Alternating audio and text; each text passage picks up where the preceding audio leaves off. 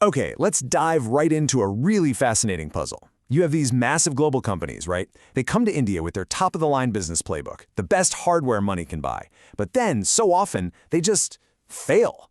Why? Well, it turns out their amazing hardware can't run on India's completely unique cultural software. So today we're going to break down exactly why that happens and explore how a totally new, homegrown approach to management might just be the key to unlocking India's real, incredible potential. First things first, let's just get a sense of the scale here. For the past decade, India's economy has been on an absolute tear, averaging a massive 7% growth year over year. We're not just talking about a country. This is an economic continent. It's a market with purchasing power that can go toe-to-toe with any advanced nation. The opportunity is just undeniable. And of course, that kind of opportunity makes global giants see huge potential. But here's where things start to go wrong. As Dr. Senthil Kumar points out, there's this critical mistake in their thinking. They assume India is just another checkbox on the global map, that a strategy that worked wonders in China or Brazil can just be copied and pasted. And, well, that's where the story gets really complicated. Because that leads us to the billion-dollar question. If there's 7% growth just sitting there on the table, why are these incredibly sophisticated multinational corporations only managing to capture about half of it, around 3.5%? What is they getting so wrong? This gap, this disconnect, that's the central mystery we're going to unpack today. And look, this isn't just some academic theory. This has very real, very expensive consequences. On one side, you see the cost of rigidity. You got General Motors, who packed up and left entirely.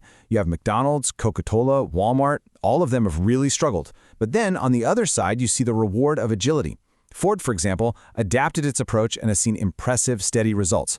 So it proves failure isn't a given, but being rigid, that's going to cost you, big time. So, let's start digging into the first major problem.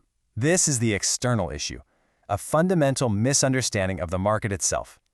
We're calling it the flat world fallacy. This iceberg visual, it perfectly explains the trap. The multinationals, they see the tip of the iceberg. That's the 20% of high-income, westernized consumers who are easy to reach with global models. They see this flat world, and they think, great, that's the whole market. But the real prize, the massive 80%, is everything that's underwater and what the source material calls the reality space. Let's break that down a bit more. That flat world is easy to target, sure, but it's small. The reality space, though, that's where the vast majority of India's 1.25 billion people actually live. It's this incredibly rich tapestry of different cultures, languages, traditions. And you just can't crack that market with a generic one-size-fits-all global strategy. It demands deep, really thoughtful adaptation. So what's the solution? Well, you have to build a bridge. This is what's known as the glocal strategy. You're connecting your global organization to that local ethnocentric market. And that bridge, it stands on 4 really strong pillars.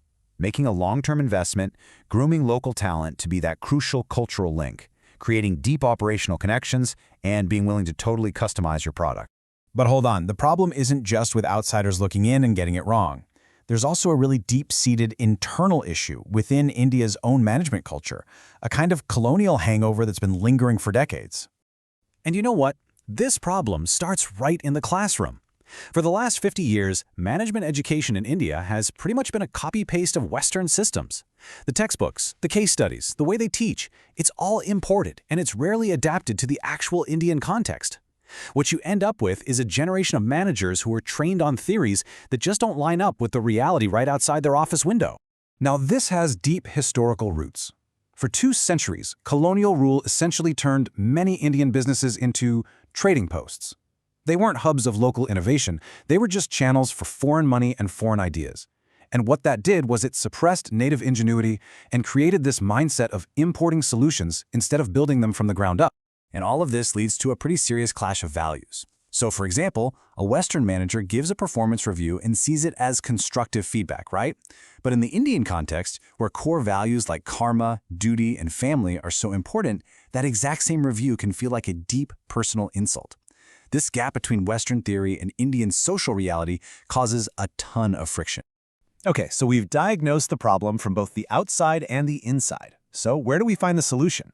Well, the great news is India doesn't need to import a solution at all. The country is absolutely full of powerful, homegrown success stories that we can all learn from. And what's amazing is that you find this success across the entire spectrum. On one hand, you have public sector powerhouses like ISRO, the Indian Space Agency, showing off world-class super-efficient innovation with a long-term vision for the nation. And then on the other hand, you have the cooperative resilience of Amul, a dairy giant built by women on a foundation of community trust. Both of them offer incredible lessons in building stable, inclusive organizations that are deeply rooted in Indian reality. And this is exactly what we mean when we say indigenous management.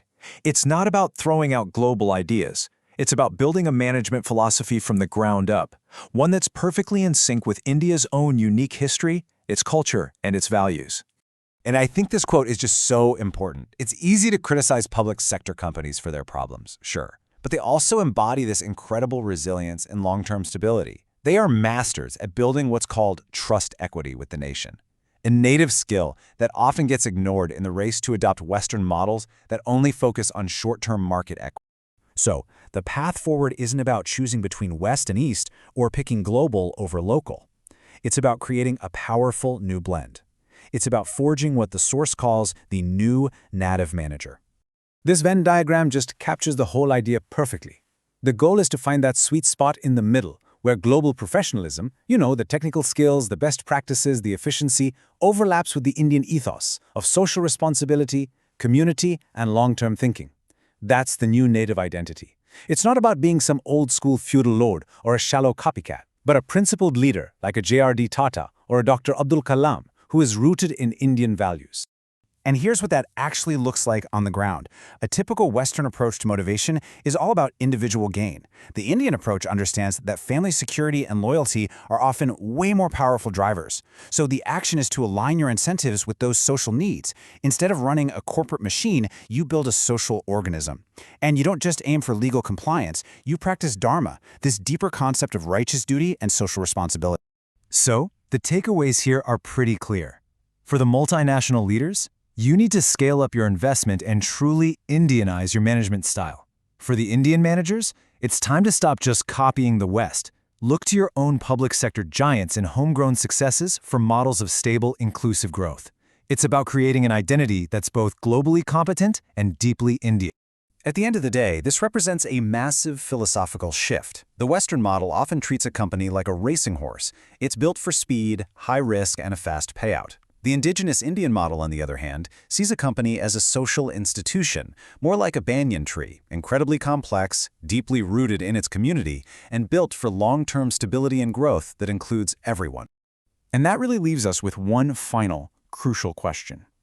As India continues to cement its place as a global economic superpower, what will its leaders choose to build? Will its future be defined by these flashy, fleeting racing horses that can crash and burn at any moment? Or will it be built on enduring social institutions that draw their incredible strength from their own native soil? The answer to that is going to shape not just the Indian economy, but the future of business around the world.